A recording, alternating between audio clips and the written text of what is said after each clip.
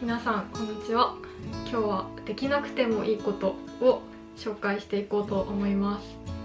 これは私が不安障害で仕事を休んだり辞めたりして療養をしている中で、これは別に頑張らなくてもよかったなと思うことを10個選んでみました。まず1つ目は規則正しい生活が送れなくてもいいということです。これは病院に行くと先生からもう口酸っぱく規則正しい生活を送りなさいって言われるので、すごく大事なことではあるかなと思っているんですけど、本当にね、気が病んでる時って何にもできないんですよね。お風呂に入るのが辛いって人もいるし、ご飯が食べられなくなっちゃう人もいるし、逆に暴飲暴食になっちゃう人もいるし、私も会社員時代にしっかりご飯を食べないとダメだよとか、朝早く起きて外に出るんだとかって言われて、食べれないのにご飯をかき込んだりしていたんですけど、やっぱり胃が受け付けてないから、夜中に入っちゃったりとか、朝も体の調子が整ってないのに無理やり起きたりするから、もうフラフラになっちゃったりして、余計ね具合が悪くなっちゃったりしたので、今できないことをできるようにするのではなくて、今できる範囲で自分が欲しているものを満たしてあげたり、生活ちょっと正したいなって思えるようになるまでは、自分の心や体の調子と向き合って生活していくことの方が重要なんじゃないかなと思っています。次は家事ができなくてもいいということです。気が病んでる時とか、あとは体調崩してる時とかは特に家事をするのって本当にしんどいですよね。ご飯作る元気もないし、洗濯する元気もないし、なんならもう部屋中散らかってて掃除も全然できてなくて、しかも外に出る元気もないから、もうずっとその汚い景色を見てるわけですよ。で、汚いな、何にも自分はできないな、どうしようなって思ったりとかするんですけど、今は別にそういう状態があってもいいよねって思うようにしています。やっぱりこれも片付けてないとダメだとか、丁寧な暮らしをしないとダメだっていう風に思い込んじゃうと、できない時にすごく自分を責めてしまって、より気持ちが落ち込んでしまうので、なので別に丁寧な暮らしができなくてもいいっていう風に思うようにしています。会社員時代とかはもう本当にね、自炊しないのみたいな感じですごく言われたりとかあったんですけど、でもやっぱ自分の体調が優先なので、節約とかいろいろ考えずに、今はちょっと食いつなぐために頑張って生きてるんだこれでもっていう感じで家事はしばらく放置でもいいと思っています。元気になったらまた美味しいもの食べたり、綺麗なお部屋に暮らしてみるっていうのをやってみましょうよっていうふうに思います。次は家族と仲良くできなくてもいいということです。これは本当に人それぞれだとは思うんですが、私の場合はそこまで家族仲が悪いわけではないんですけれど、自分が兄弟の中で一番上だったので、ちょっと他の兄弟よりも厳しく教育されて育ってきたんですね。なので妹たちはこれ許されてるのに、自分はこれ我慢してたなみたいな、いいなとか思ったりして、ちょっとなんか家族との居心地があんまり良くないなって感じる時が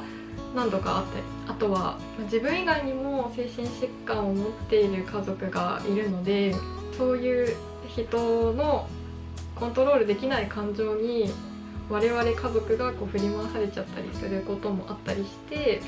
家族と過ごすっていうのは覚悟を持っていかないといけない時とかがあります。で、仕事を辞めて戻ってきた時に、自分の体調や心の調子が優先的かなっていうのを病院の先生とお話しして、家族ではあるけれど別に無理に仲良くする必要はないんだよっていうので、こういう風に今別々に暮らしています。物理的に距離を取ったり、あとは自分の場合は干渉されるのがストレスだったので、一人で暮らす時間が増えたことで家族に対する見方がちょっと冷静になれたりして、今はだいぶ家族と会うのも大丈夫になってきました。本当にね、家族の形は人それぞれなので、どういう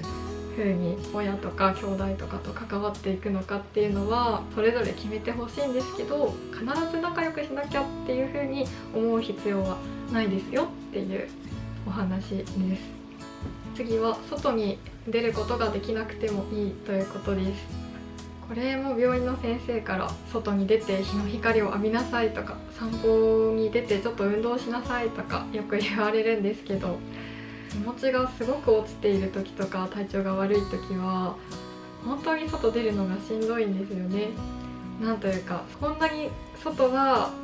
天気がいいのに外に出たくないと思っている自分がすごく嫌になるというかなんですけど、外に出たくなかったら全然出なくていいと私は思っています。外に出ることが気分とかね、体調を良くするのにすごくいい方法だっていうのも分かってはいるんですけど、外に出られない自分を責めてしまうくらいだったら全然外に出なくてもいいっていう風にしていいんじゃないかなと思います。ちなみに私は引きこもっている時はちょっと元気があったら縁側に出て日の光を内側で浴びるとか、カーテンを開けるとか、窓を開けて空気を換気するとかするんですけど、もう本当にそれすらもしんどいみたいな、カーテンを開けるのもしんどいなっていう日はもうね、ベッドの中に入って YouTube で外で遊んでる人の動画を見たりしますかね。気分だけでも外に出てる感じを味わうと自分も外に遊びに行ったような感覚になって楽しいかなと思うのでいいんじゃないかなと思います。次は薬なしで生活することができなくてもいいということです。私は大学時代から薬を服用していたんですけど、薬を飲んでいる時に同級生の子から薬に頼ってないでちゃんとした食事をとってしっかり運動して治療していった方が絶対いいよみたいな感じで言われたことがあります。当時は多分その友達も自分の病気のことをよく知らないし、私のためを思って言ってくれてたから全然悪気はなかったんだなとは理解してるんですけど、薬に頼るのは良くないことなのかもしれないなって思ってしまって薬を飲まなかった時期があります。未だにね、薬自体飲むのが好きじゃないので飲みたくないなと思って飲まない日もあるんですけど、でも病院の先生が必要だと思って処方してもらってる薬なのでしっかり飲むことは必要なことかなと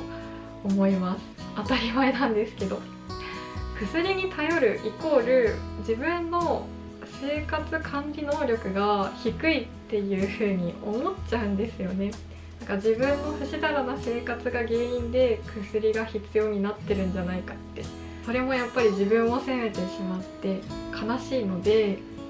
なので今は自分の生活習慣動向で治るものではないから病院の先生が薬を出してくださってるっていう風にちょっと都合のいい解釈をするようにしています。薬を服用することで生活が楽になるなら全然薬を飲み続けることは悪いことではないと思っているので、薬を飲み続ける人もいるし、それが悪いっていう風には決めつけなくていいんだよっていう風に思っています。次はニュースや SNS を見ることができなくてもいいということです。もう今はスマホでニュースも SNS も気軽に見れるようになっているので、無意識のうちにたくさんの情報が目に入るようになったと思うんですよ。でもニュースにしろ SNS にしろいい情報ばかりじゃなくて、自分が見ていてちょっと苦しいなって思うようなものとか傷つく内容のものとかもたくさん溢れてると思います。特に気が病んでいる状態でそういうのを見てると、自分ではどうしようもできないような社会問題の話とか、炎上しているニュースとか、論争が巻き起こってるコメント欄とか、そういうのを見て、うわどうしようってなんか自分ごとのように悩み始めちゃうんですよ。でそれがすごく辛いなと思ったので、なので今は私はニュースは基本的には見ないようにして、 SNS も安心して見れるもの以外はもうブロックするとかミュートにするっていう風にしてしまっています。実際にニュースや SNS を制限してみて生活に困ったことは全くなくて、ニュースの重要な情報とかも意外にもその必要なタイミングで自分のところにやってくるので、結構ね必要がないものもあるんだなっていうふうに思いました。もしこう SNS とかニュースとか見ててしんどいなって思いをしている人は、自分に合う使い方っていうのを探してみてもいいんじゃないかなと思います。ちなみに私は SNS で猫の動画とか海外の方の面白動画とか、パッと見で面白さとか癒しが分かるものを見ることが多いです。考えないと理解ができないものとかは脳の消費が激しいので、気持ちが病んでいる状態とか体調崩している状態の時はむしろ何も考えずに楽しめるものの方がいいかなと思っていま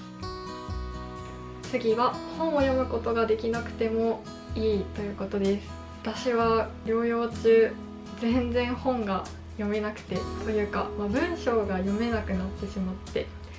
もともと文章を読むことが得意ではないんですけど、文字は読めても文章の意味を理解することができなくなっちゃったんですね。そのくらい多分脳が疲弊しちゃってる状態だったんだと思います。療養中は時間があるから自分の病気についてなんか調べた方がいいかなとか、資格の勉強とかした方がいいかなとかって言って本を買ってきたりしたんですけど、全然読まずにいました。でもそれで良かったんじゃないかなと思います。回復してくると文章も読めるようになってきて、最近は Twitter とかで文章を読むのもできるようになったりとか、本を読みたくなって読むようにもなってきたんですけど、まだ文章を読むエネルギーが足りていない人は無理にね文章を読まずに動画を見るとかアニメ見るとか寝るとかぼーっとするとか、そういう感じで他のことをして過ごしてみるのをおすすめします。一応自分もブログとかを書いてはいるんですけど、そういうのも文章が読めるくらい回復してきて読みたいなって思うようになった時に読みに来てほしいかなと思います。次は人と関わることができなくてもいいということです。もう本当に気が病んでいる時は、私は周りの人が全員敵に見えちゃうんですよ。敵に見えすぎて全然関係ないコンビニの店員さんとかも自分のことを嫌ってるとかって錯覚しちゃって、コンビニに買い物にすら行けないみたいなもうくらい頭が結構ねもうおかしくなっちゃうんですよね。そういう風に病んでる時に限って、病んでることとか休んでることを心配して連絡をくれる方が一定数いるんですよ。すごくありがたいことだし、そういう人に救われることもあるんですけど、ただ病んでる時に人と連絡を取ったり相談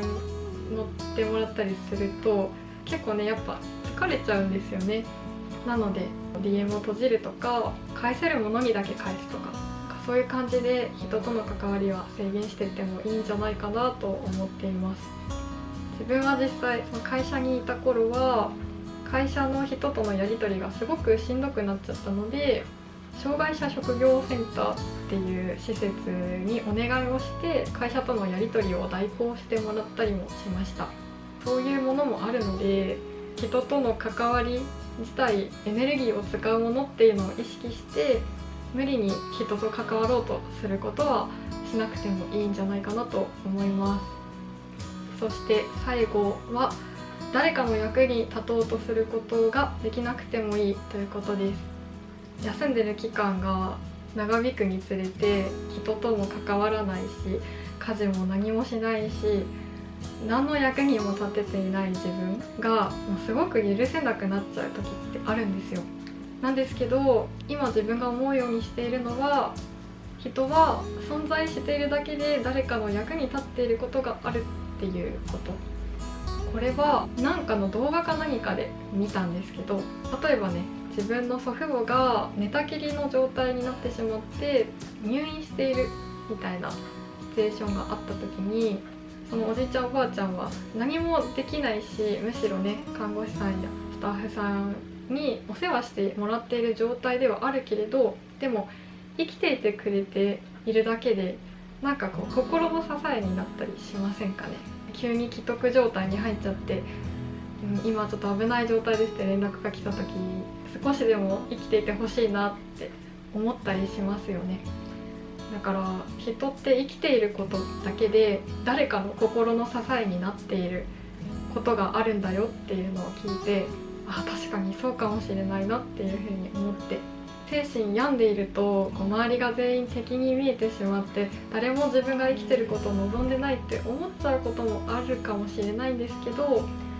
少なくとも私は自分の視聴者さんが自分の動画を見て生き続けることを選んでくれたらいいなと思っているので、生きていることだけでも誰かの役に立てていることがあるんだっていう考えを知っていてほしいかなと思います。